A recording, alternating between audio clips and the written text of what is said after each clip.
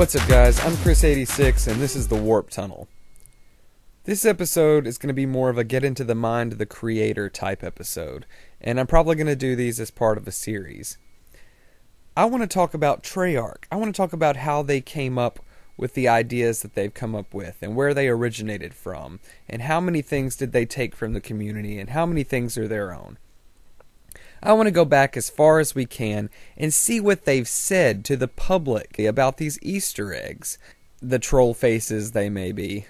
But along with these episodes, I want to also give you something that I've been working on called as I'm calling it, the Call of Duty Zombies Community Egg Book.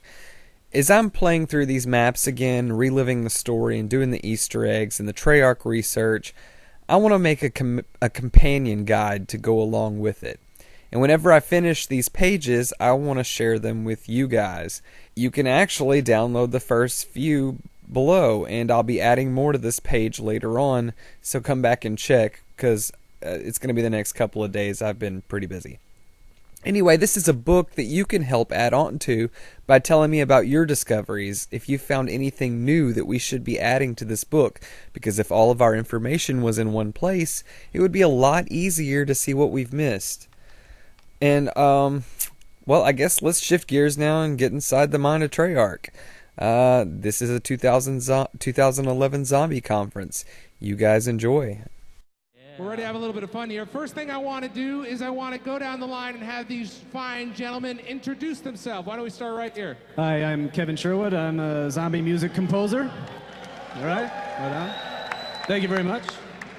I'm Colin Ayers. I do sound design for zombies.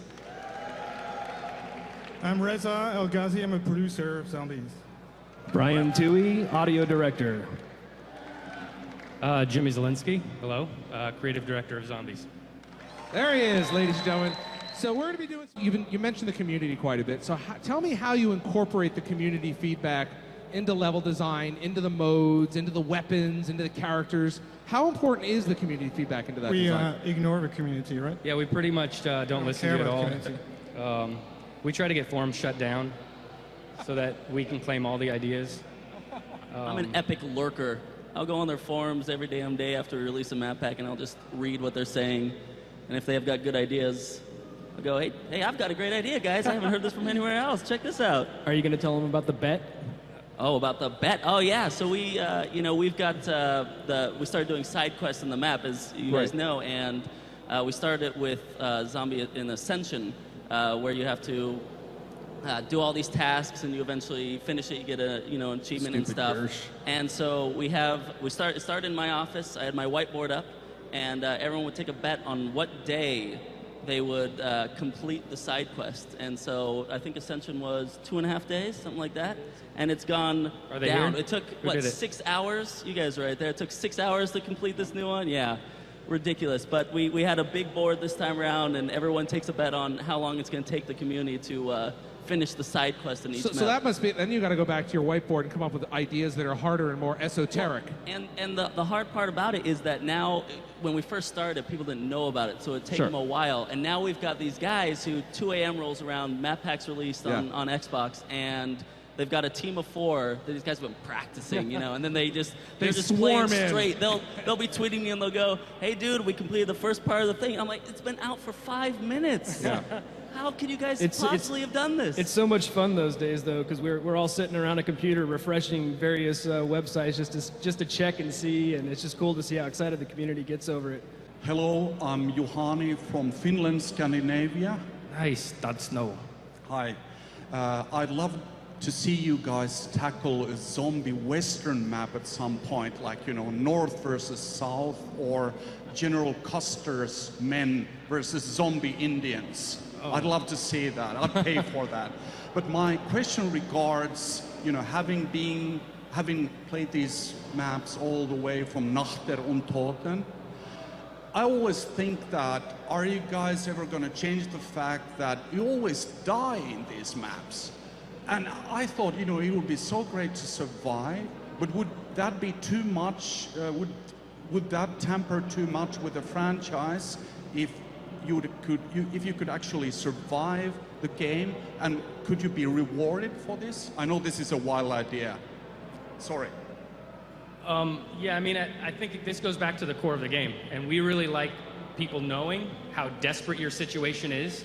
It's about you managing your bullets, your economy, and at the end of the day, you're gonna die. It's just when. So, I mean, are you sure you can't beat some levels? I don't know, you know? Real quick, just that question brought up something that it's been a challenge that we've been grappling with since we started telling a story in Zombies. Is that you're right? This is a mode where you always die at the end, and it's round based, and it just could go on forever. So it's been a challenge for us to figure out how we tell a story in a game mode that isn't really conducive to telling a story. We started with the radios, and then we progressed with these side quests, and so it's a constant reinvention of how we're trying to get across storyline and characters in a game mode that really, it's sort of really hard to do that. Yeah. All right, thank you. Next question. Yeah, I'm Talixian from Missouri, and I had a question on Shinonuma, Darius, and Shangri-La. There was a nursery rhyme heard. What exactly? Oh, you found that on Shangri-La, huh? You did find it. Yeah, I don't know. Do I want to get into it? Yeah, there is a nursery rhyme that is intended to be sort of Samantha's lullaby, So it's a little eerie thing that we drop in every once in a while. It doesn't really have any major significance other than that.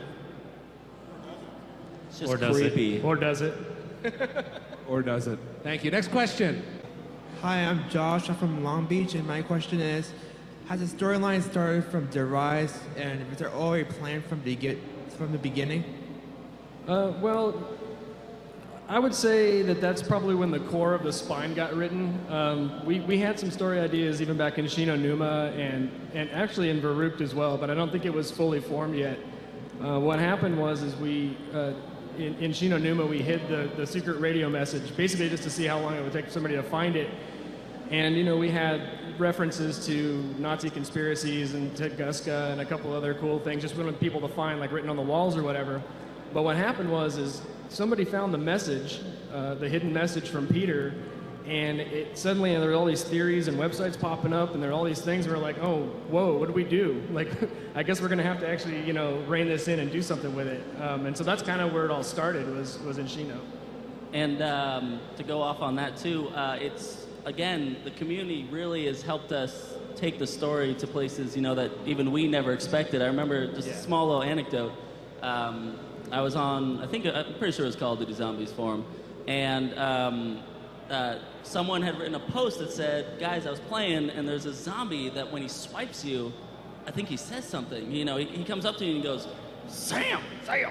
And who do you guys think Sam is? And so we read this, and we're like, yeah, who is Sam? Samantha? We should make a Sam. We could make a Sam. Yeah. So that's why in Darius, when we wrote the Samantha and Dr. Maxis, that's why the little girl's name was Samantha, was become some guy in the community heard a zombie say Sam, and that spawned this whole idea. Now you know who Sam is. So sometimes the community really has a direct impact on future projects. Yeah.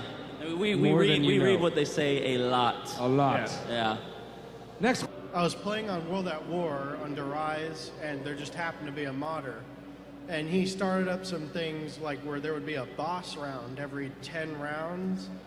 How come you guys never thought to do that? Or maybe you did, but never implemented it? Kind of break up the monotony. Yeah, I mean, that was actually when Dogs first made it in, which Dogs shipped on Shinonuma, but we had actually had Dogs in Verrupt. And that was the idea behind it, was to actually have something to break up that round. And then kind of on this next round of DLC and of the game, while we brought the Dogs back for theater, Kino, we call it theater, we wanted to kind of progress that idea and get away from potentially just round-based, but even like spur-of-the-moment spawning in things. So we kind of evolved that a little bit to where, we actually now have different zombie types during play. So, and we've definitely played around with the idea of bosses, for sure. So a similar question, actually from Twitter. People are pinging me on Twitter on this. They want to know, have you ever considered actually having an ending to one level that goes to another? So it's kind of like a win. Maybe you already do. Try to get to level 100. I won't See what happens. confirm or deny if there's an ending to any given level. But I will say that the fans take it to some really ridiculous rounds.